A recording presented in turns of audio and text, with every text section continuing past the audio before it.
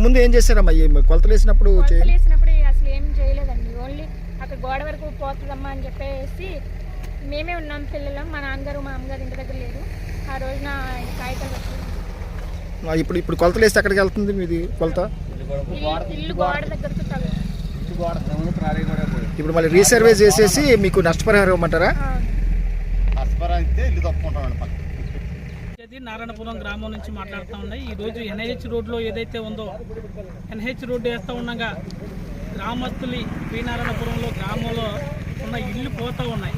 ఆ ఇల్లు పోతూ ఉన్న విషయంలో సర్వేలు రెవెన్యూ డిపార్ట్మెంట్ సర్వే చేసినప్పుడు ఖచ్చితంగా సర్వే చేయక ఆ రోజు ఏదైతే కొంచెమే మీ గోడలోన కూడా రాదు, గోడ బయటే పోతాయి అని చెప్పని సర్వే చేసుకుని ఈరోజు రోడ్డు వేసేటప్పుడు మొత్తం ఇల్లు మొత్తం పోతుంది, లోనకు పోతుందని చెప్పని ఇల్లు అంచు గోడ అంచుకు పోతుంది లోపలికి వచ్చి.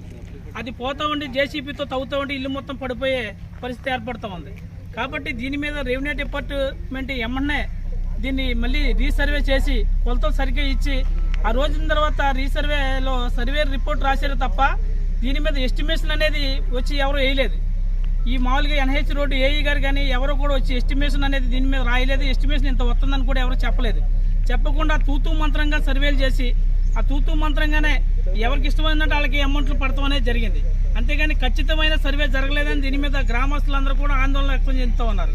ఈరోజు ఇక్కడే కాదు కనకాపురంలో నుంచి అంకంపల్లి వరకు కూడా ప్రతి చాట కూడా సర్వే జరిగింది. కానీ ఎస్టిమేషన్లు అనేది వచ్చి ఎవరు కూడా మీది ఇన్ని మీటర్లు పోతుంది, ఇన్ని అడుగులు పోతుంది, ఈ షెడ్ పోతుంది, గోడ పోతుంది అని చెప్పని ఎవరు కూడా ఎస్టిమేషన్ అనేది కరెక్ట్గా రాయకుండా తూతూ మంత్రంగా సర్వేలు జరిపించి ఈరోజు రోడ్లో ఇల్లు అన్యాయంగా తీసేస్తా ఉన్నారు, తొలగిస్తూ ఉన్నారు.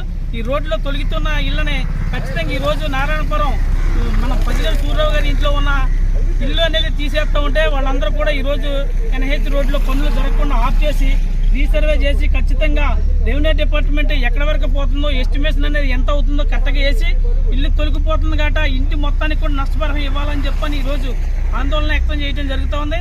ఇది మీడియా ముఖంగా అందరికీ తెలియజేయడం జరుగుతుంది. రెవెన్యూ డిపార్ట్మెంట్ వాళ్ళు ఖచ్చితంగా దీన్ని సరి చేసుకొని మళ్ళీ కూడా సర్వే కరెక్ట్గా ఇచ్చి వీళ్ళకి ఇంటికి పోతుంది కాబట్టి ఇంటికి నష్టపరిహారం ఇవ్వాలని కోరుతా ఉన్నాం.